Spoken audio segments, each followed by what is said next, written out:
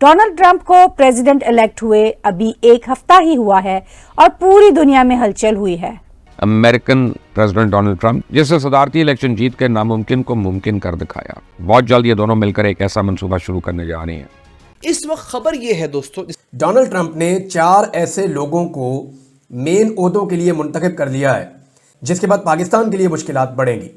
दोस्तों, senator Marco Rubio, next secretary of state of the United states, is going to be tough on Pakistan.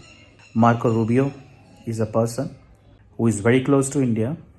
और भारत के लिए अच्छी ख्वाहिशात का इसने इजहार किया था।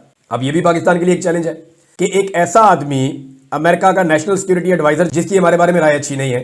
तो बात यह है कि एक तरफ खौफ तो है हुकूमत को, मगर अभी से उन्होंने टीम बनाना शुरू कर दिया और अभी से पूरी दुनिया के लोग उनके साथ बातें कर रहे हैं। तो इस सारी सूरत हाल में वाकई दुनिया में हलचल मची हुई है।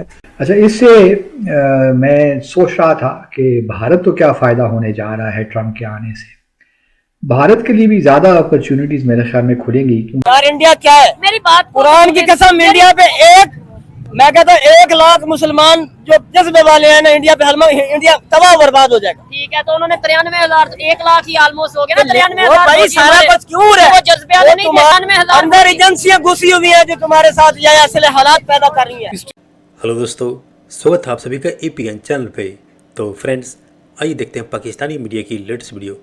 तो दोस्तों, इस समय पाकिस्तानी मीडिया के अंदर काफ़ी हलचल मची है और इनफैक्ट पाकिस्तानी मीडिया बात कर रहा है कि अब क्योंकि अमेरिका के अंदर नए राष्ट्रपति डोनाल्ड ट्रंप के आने से अमेरिका का मौजूदा एडमिनिस्ट्रेटिव सेटअप और उस पर बैठे की होल्डर्स भी चेंज होने जा रहे हैं, जिसमें से डोनाल्ड ट्रंप की टीम के कुछ नए नाम सामने नजर आ रहे हैं, जिसको देख सुन करके दुनिया में काफ़ी हलचल है और उस पर बात भी हो रही है। और उसकी बड़ी वजह यह है कि अमेरिका का दुनिया के लगभग हर देश के साथ तार जुड़े हैं जहां पे अमेरिका अपना इन्फ्लुएंस रखता है। तो यहीं पे बात करें पाकिस्तान की और पाकिस्तानी मीडिया की, तो वो काफ़ी बौखलाए हुए हैं और उसकी बड़ी वजह यह है कि ट्रंप के नई टीम में से जो कुछ नाम सामने नज़र आए हैं, उनके पास्ट में कमेंट्स और उनका बिहेवियर पाकिस्तानी मीडिया को काफ़ी परेशान कर रखा है। क्योंकि डोनाल्ड ट्रंप के इस नई टीम में से कुछ ने तो सीधा सीधा पाकिस्तान पर न सिर्फ कमेंट किया बल्कि उस पर एक्शन भी लिया है, जैसे कि रूबी मार्को, जिनके बारे में कहा जाता है कि उन्होंने पाकिस्तान के खिलाफ अमेरिकन कांग्रेस में प्रस्ताव पेश किया कि पाकिस्तान को मिलिट्रली और फाइनेंशियली सपोर्ट बंद किया जाए, क्योंकि पाकिस्तान ने अमेरिका को न सिर्फ चीट किया है बल्कि अफगानिस्तान मामले में धोखा भी दिया है।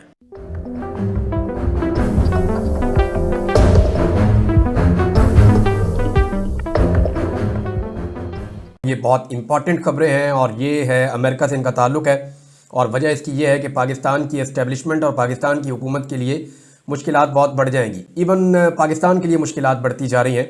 डोनाल्ड ट्रंप ने 4 ऐसे लोगों को मेन ओहदों के लिए मुंतखब कर लिया है, या 4 ऐसे लोगों को डोनाल्ड ट्रंप लेकर आ रहे हैं जिसके बाद पाकिस्तान के लिए मुश्किलात बढ़ेंगी। मैं इन चारों का आपसे तारुफ करवा देता हूँ और इनका पाकिस्तान के बारे में क्या कहना है। ये सारी चीज़ें इमरान खान के साथ और पाकिस्तान के साथ बराह रास्त जुड़ी हैं। पहले मैं चारों के बारे में आपको बता देता हूँ। एलिस स्टेफनिक और डोनाल्ड ट्रंप के साथ इन्होंने ये बड़े मजबूत तरीके से खड़ी रही ये खातून। नॉर्मली इनके जो अफकार हैं वो प्रो इसराइल हैं, क्योंकि नॉर्मली जितने भी डोनाल्ड ट्रंप के अपने भी ऐसे ही हैं, जो बाइडन के भी ऐसे ही हैं, तो उनका टिल्ट जो है वो इसराइल की तरफ होता है, इससे आप इनकार नहीं कर सकते। हाँ, पाकिस्तान के मामला में अगर आप देखें तो एक तो डोनाल्ड ट्रंप ने इनको बड़ा अहम ओहदा दे दिया है। इन्हें यूनाइटेड नेशन में अमेरिका की सफ़ीर लगा दिया है डोनाल्ड ट्रंप की जानिब से। अब ये एंटी एस्टेब्लिशमेंट है खातून, और जहाँ जहाँ पे एस्टेब्लिशमेंट होगी, जहाँ जहाँ पे डिक्टेटरशिप होगी, ये पहले भी उसके ऊपर बहुत तनकीद करती रही है और इस किस्म के फ़ैसलों की जो पाकिस्तान में हो रहे हैं उसकी ये शदीद नाक़िद हैं। तो आने वाले दिनों में एक तो चैलेंज ये है कि ये खातून वहाँ पे मौजूद रहेंगी अक़वाम मुत्तहिदा में, जहाँ से पाकिस्तान के लिए पहले ही खबरें अच्छी नहीं आ रही। दूसरा, जो national security adviser Donald Trump ने जिसे मुंतखब किया, वो माइकल वॉल्ट्स के बारे में थोड़ा सा आप जान लीजिए। ये नेशनल सिक्योरिटी एडवाइज़र है अमेरिका का, और अमेरिकी सदर के अगर टॉप चंद लोगों के बारे में आप देखें तो सेक्रेटरी ऑफ द स्टेट और नेशनल सिक्योरिटी एडवाइज़र ये बड़े अहम लोग होते हैं। अब ये जो है ये लगभग 50 साल उम्र का आदमी है और स्पेशल फोर्सेस के अंदर रहा है अमेरिका की। ये अफगानिस्तान में जंग भी लड़ता रहा है, तो ये इस खित्ते को और पाकिस्तान को अच्छे तरीके से जानता है और लंबा अरसा इसने अफगानिस्तान के अंदर भी गुजारा है। 26 साल जनाब इसका फौजी एक्सपीरियंस है और चाइना के ये सख्त खिलाफ है। तो ये भी एक चैलेंजिंग शख्सियत है जिसको डोनाल्ड ट्रंप ने बड़े अहम ओहदे पर लाकर बिठाया है। अच्छा जी, तीसरी बड़ी अहम शख्सियत जिसका डायरेक्ट इन्फ्लुएंस पाकिस्तान पे आएगा, वो है सेनेटर मार्को रूबियो। लगभग 50 साल से थोड़ी ऊपर इनकी उम्र है, 53 साल होगी या 52-53 साल। और यूक्रेन की जंग के खात्मे का बहुत बड़ा हामी है कि अमेरिका जो पैसे खर्च कर रहा है बैरूनी जंगों के ऊपर, वो खर्च नहीं करने चाहिए।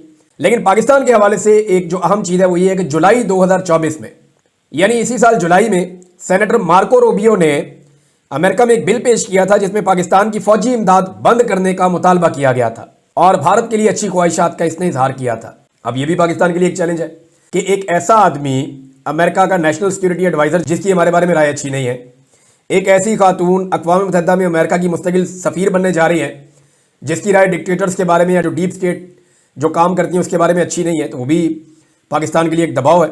और तीसरा, सेनेटर मार्को रूबियो वो खुद बिल पेश कर चुका है पाकिस्तान के खिलाफ और इंडिया की हमायत में, तो ये भी पाकिस्तान के लिए कोई अच्छा शगुन नहीं है। चौथी एक और अपॉइंटमेंट है, डोनाल्ड ट्रंप ने काश पटेल को CIA डायरेक्टर नॉमिनेट किया है। काश पटेल जो है ये एक्चुअली इंडियन गुजराती फैमिली से इनका ताल्लुक है और ये अमेरिका में ही पैदा हुए थे, तो काश पटेल, लेकिन इनका ओरिजिन जो है वो इंडिया है। और ये एक बात तो बड़ी क्लियरली इन्होंने कही है काश पटेल ने कि मैं जब इक़्तिदार में आऊँगा तो CIA को जवाब देना पड़ेगा। तो जनाब CIA का डायरेक्टर इनको लगाया जा रहा है। तो डोनाल्ड ट्रंप ने अपनी टीम तकरीबन बनाना शुरू कर दी है। अब सवाल ये है कि इतने सारे जो मुखालिफ नज़रियात के लोग हैं, पाकिस्तान या पाकिस्तान की एस्टेब्लिशमेंट या हुकूमत उनको कैसे टैकल करेगी? यही लोग हैं ना डोनाल्ड ट्रंप की आंखें और कान। तो क्या इसहाक डार बतौर वज़ीर ख़ारजा इन खतरात से निपट सकता है? क्या वो अब वैसे ही रहेगी? ये सवाल अपनी जगह पे मौजूद है क्योंकि डोनाल्ड ट्रंप बहुत ज़्यादा उथल पुथल करने वाले हैं आके। अब इस सारी, कुछ लोग तो ऐसे हैं कि डोनाल्ड ट्रंप ने आते ही चंद मिनटों के अंदर बंदे फारिग करने हैं, बहुत सारे ओहदेदार उन्हें हटा देने हैं। तो पाकिस्तान के अंदर इस वक्त कोई एक शख्स ऐसा दिखाई नहीं देता जो अमेरिका के साथ ताल्लुकात को बचा सके। दोस्तों, senator Marco Rubio next secretary of state of the United States, लेकिन याद रखें America's next secretary of state Marco Rubio being appointed by President-elect Donald Trump is going to be tough on Pakistan.